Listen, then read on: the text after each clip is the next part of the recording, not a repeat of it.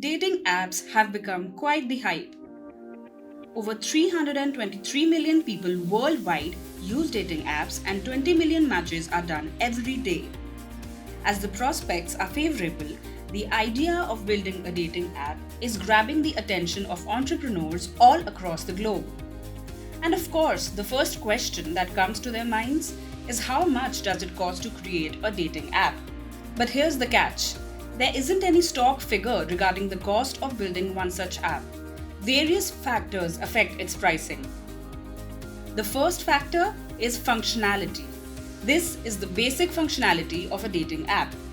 Profile setup, settings adjustment, right swipe for liking profile, getting a match, chat and date. A dating app is practically nothing without these basic features. And cost is not only the money spent but also the time spent in setting up that feature.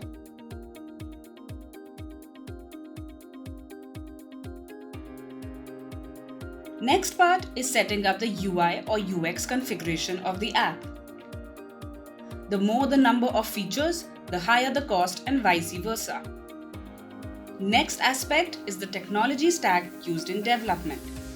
Then, the location or region where the mobile app development company is situated also impacts the price of a dating app.